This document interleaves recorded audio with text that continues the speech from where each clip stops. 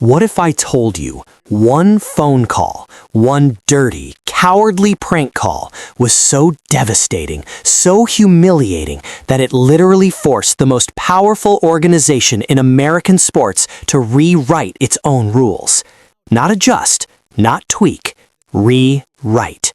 And it all started with one man sitting by his phone, waiting for a dream that almost never came. Which was the Shedeur Sanders one, who was in the midst of suffering an all-time draft slide out of the first round, received a rotten prank phone call during the second night of the draft while on live stream. The former Colorado Buffaloes quarterback Shedeur Sanders had to wait until he found out in the fifth to get his legitimate call with the Browns. Now, an investigation into the Shedeur Sanders prank phone call conducted by the NFL. Shedeur Sanders, Cleveland Browns quarterback, son of a legend, and the man who just changed the NFL forever.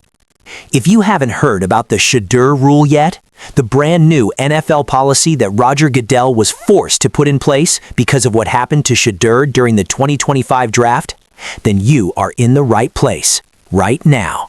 Because this story, this isn't just about football. This is about a young man who got humiliated on the biggest stage of his life and ended up making the entire league answer for it. Hit that subscribe button, because stories like this, we bring them to you first. Let's get into it.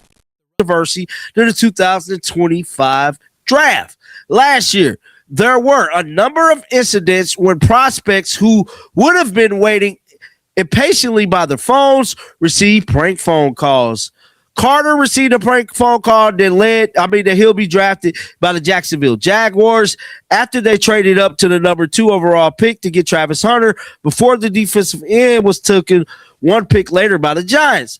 Ashley Gentry, who was just taken the 6th pick overall by the Las Vegas Raiders. Picture this.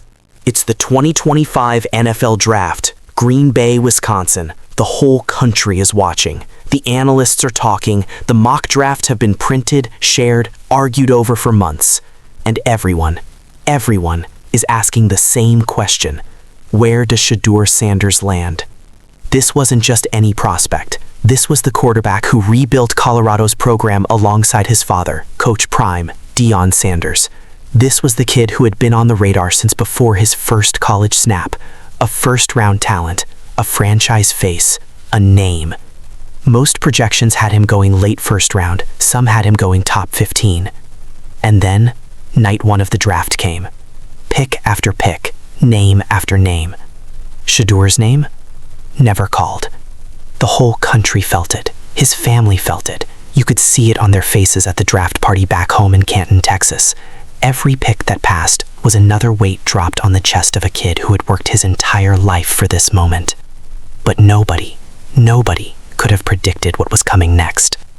Day 2 of the draft, second night, Shedeur is still waiting, still sliding, still sitting there with his people, trying to stay composed while the football world quietly wondered what was going on. And then his phone rings. The caller claims to be Mickey Loomis, the general manager of the New Orleans Saints.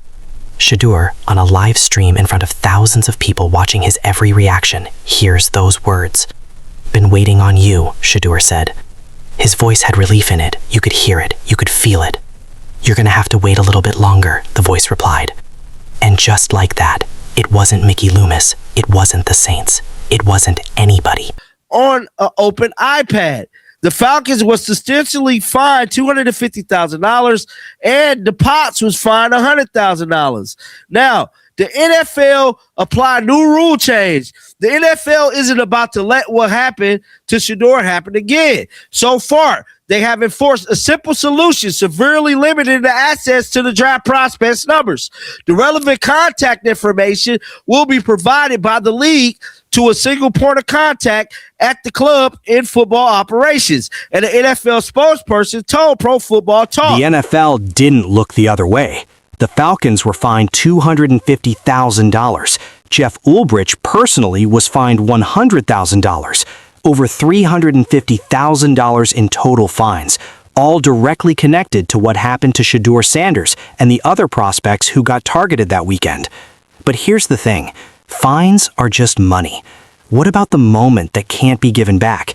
What about the psychological weight of sitting there, heart pounding, thinking your name was finally being called, and then realizing it was a lie? You can't put a fine on that. And apparently, the NFL understood that too, because now, heading into the 2026 draft, Roger Goodell's league has officially changed the rules. This is the part they're calling the Shedeur Rule.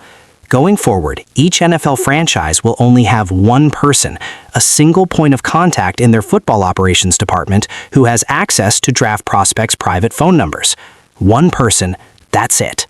The relevant contact information will be provided by the league to a single point of contact at the club in football operations. An NFL spokesperson confirmed to Pro Football Talk, this individual will be responsible for safeguarding the numbers. Let that sink in. An entire league of 32 teams, hundreds of coaches, scouts, coordinators, executives, and now every single one of them has to go through one gatekeeper to reach a prospect during the draft because of what happened to Shedeur Sanders. That's not a footnote. That's not a minor adjustment. That is a legacy. And it doesn't stop there. The NFL also shortened first-round pick clock times from 10 minutes to 8 minutes, a change announced in December of 2025, to speed up the process and reduce the extended, agonizing windows that leave prospects exposed and vulnerable. Every change, every new protection, every single policy update. Trace it back. You land on April 2025. You land on a kid in Canton, Texas, waiting by his phone. You land on Shedeur. The one person getting a number, but there will also be another slight change to the rules from years past. In the previous draft, teams in the first round had 10 minutes on the clock to make their decision. But in December 2025, the league notified teams around the league that this time had been shortened to 8 minutes to swiftly move the draft along. Now, we did see that. And it kind of pissed a lot of people off because there was a lot of moments during the draft when we was waiting to see where Shedeur was going. A lot of teams was talking about it could be Shedeur, maybe not Shedeur. Here's what nobody talks about enough.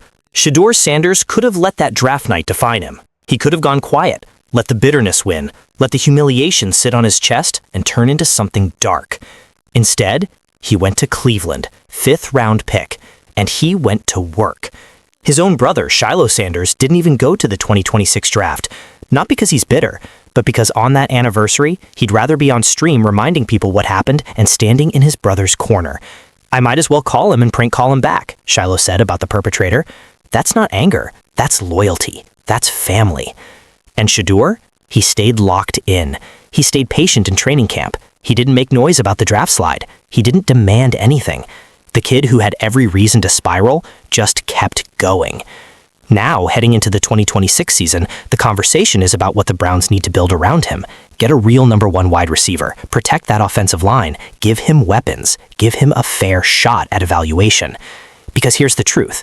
The NFL didn't just create a rule because of a prank call. They created a rule because the entire country watched a young black quarterback get treated with a level of disrespect that nobody wanted to name out loud.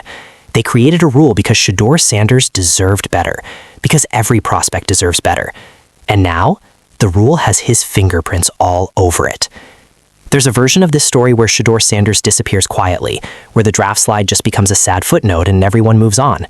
That's not this story. This is the story of a man who got knocked down on the biggest night of his life, and the NFL literally had to change its rulebook because of it, because of him.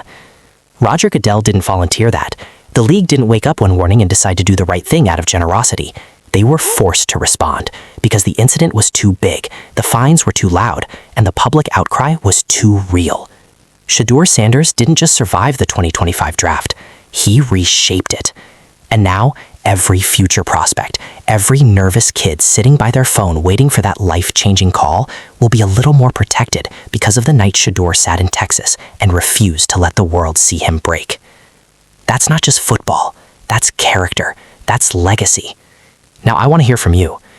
Do you think the Shedeur Rule goes far enough, or should the NFL have done more to protect draft prospects after what happened in 2025? Drop your thoughts in the comments, and if you think Shedeur Sanders deserves a real shot as the Browns' starting quarterback in 2026, hit that subscribe button, because stories like this, we bring them to you first. Let me know down below. Shake the haters off. We out.